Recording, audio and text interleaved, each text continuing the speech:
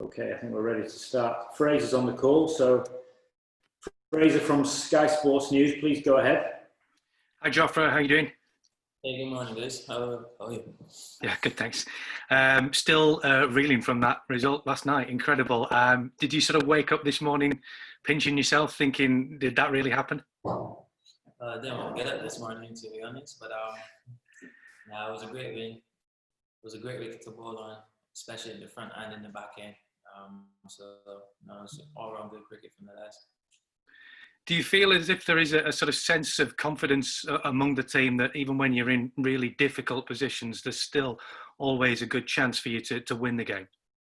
Yeah, and the first two games pretty much tested into that. Obviously, you know that we lost the first game, but the game at 100 overs, we even got beaten the last over as well. So I think it was a great effort to take it that long. And then again yesterday, what some would probably see as a below par score, obviously how the game before went, you know, it turns out that was more than enough that we needed. So, you know, I think we're a team that we try to stay in it, I try to make it last as long as possible.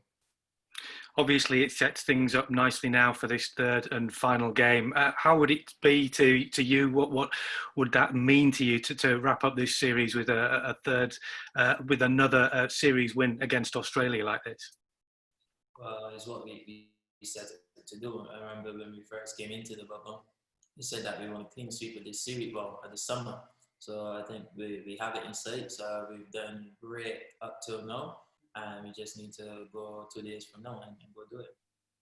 It has been, like you say, strange sort of a series, a strange summer in many ways with the bubble and what have you and the way things have been. What are your sort of overall thoughts and reflections on how life has been for a cricketer in the last few months?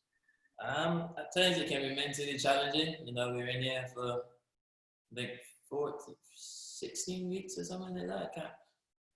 I can't remember. So, you know, I think it's gonna be more rare going home or being normal again than being in here. And here it has become the new norm. So, you know, we just have to adjust again when we do get some time off. And of course, at the beginning of the series, cricket obviously paid homage to the Black Lives Matters movement with the England players taking the knee. That's no longer the case, obviously, and Michael Holding wasn't too pleased about that. Sorry? How do you know that's not the case? Well, that seems to be the decision that seems to have come out. Is that not the case? Is that something that you're happy to keep supporting? I mean, Michael Holding seemed to be not happy about it. What are your thoughts?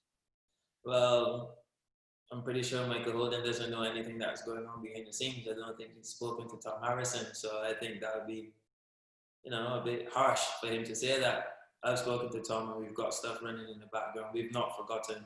No one here has forgotten about the Black Lives Matters. So, you know, I think it's a bit harsh for Mikey to not do some research. But criticize it, really. Okay, that's fair enough. It's good to hear. Thanks very much. No worries. Thanks, Fraser. We're going to go with John Etheridge and then Ali Martin, please. Good morning. Do you think at the moment, or this summer generally, you're bowling with greater pace and greater hostility with the white ball than you did in Test cricket? Is that fair, would you say? I think the only thing fair is that the time that I'm going to spend bowling is a lot less than Test cricket. You know, you can't run in the whole day. So you feel that knowing you... It's actually impossible to run in the whole day and bowl at 90 miles an hour. If you can show me someone that does it, then fair play to it, but I've not seen anybody that's bowled 90 miles an hour do it for a whole day. So knowing that you're going to have a maximum of either 10 overs or 4 overs allows you to go full gas all the time? Well, pretty much, you know. I guess it might be different environments as well, you know. Or it could just be a change of scenery, change of personnel, you know. Like, you do sometimes feel like you hit a wall. And sometimes you just need to relax, or you just need to switch your mind off for a few days, or, you know. I honestly don't know what it is, but, you know, I think if you're in a great frame of mind, you're gonna probably bowl a bit better or bowl a bit faster. And sometimes pace is not always the answer. Like yesterday, I didn't feel that I was bowling that fast at times I felt I ball faster than I did yesterday. So I don't know if the guns are turned up or what's not. But you know, for me, as long as I feel good, I don't really care what speed I'm bowling at. And does Owen Morgan encourage you to bowl as quick as you can in those spells? No. His advice is what, just bowl. We always stick to the plan. We always stick to the plan. Doesn't matter how fast you go. The important is sticking to the plan. So if we decide we're going to bowl channel, if we're going to bowl straight, we're going to bowl sharp, we commit and we stick to the plan. The plan and the strategy comes ahead of just going for sheer pace. Yeah, always. Thanks. Cheers. Ali, and then Rory, please. Hi, Jofra. Well bowled last night. I just wanted to ask about your partnership with Chris Wokes. You guys were kind of thrown together last year, about 18 months ago on the eve of the World Cup. But over that time, you two have built up quite a nice partnership there, quite a new ball partnership. Does it feel like one? And what do you get out of each other? Obviously, particularly in reference to last night in that blistering spell. Well, what I get out of Chris is that he lets me go for you and I want to go that. So yeah, that's probably the best thing about winning with him.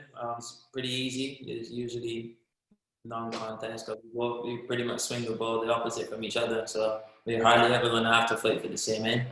And you know, I guess it's a bit comforting, obviously, opening the bowling with someone for I think 12 games in the World Cup, and then just still keep doing it with him. You know, so I guess you probably become accustomed with the image of that person being on the other end of it from you. But no, I think everyone, not just Wokesy and I, but everyone chipped in yesterday and made that target so hard for the Aussies to get.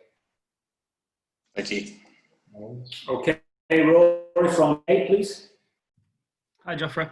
A couple of times this summer, you've found yourself targeted on social media, people posting unacceptable things into your story, into your timeline, and you've sort of called them out publicly a little bit.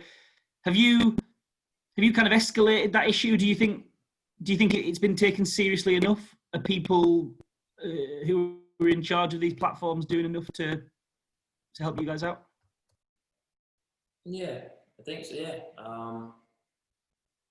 I think that a lot of stuff has been put into place now that people can be prosecuted a bit easier, and I think it may have to go a bit further because some people still are worried of what could happen to them. So they're still trying. I had one the other day, and the guy blamed it on being drunk. So you can't. Well, my mum will always say you can't think for people. So as long as there is social media, or as long as the person does not have to confront you, I think that it will still go on.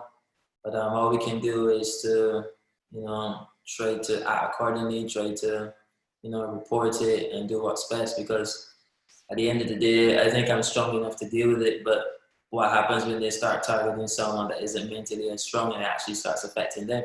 So we got to try to stamp it out as much as possible right now. And obviously that kind of stuff goes on from a sort of a minority of people. If you looked at social media last night, you're lighting the place up with your cricket. Do you feel, in the wider sense, the sort of the love of the England cricket fans? Yeah, I do. And then obviously there's still a small percentage, I might be doing well, but then I saw one lady comment on my chains. I'm like, well, chains have nothing to do with cricket. And if she knew me, she'd know I wore a chain from the time I was 14, 15. So, you can't make everyone happy, but the majority of the people in England are happy, and, that makes me happy. Cheers, good on you. Cheers, Rory. Dean, and then Chris Stocks, and then we'll take one more after that. You turn the heating off, it's boiling, yeah? Don't even know where that is. Things are about to get a lot hotter with this question now, Joff. Well played yesterday. You just touched on there about the environment of the white ball teams. What is it about that environment that makes you feel so good and enjoy it so much? Well, I think it's just a change. Obviously, we've been playing Test cricket for like 2 months, to just get a change and, just see some fresh faces, a different challenge, probably the prospect of being out there for a little bit less than the whole day.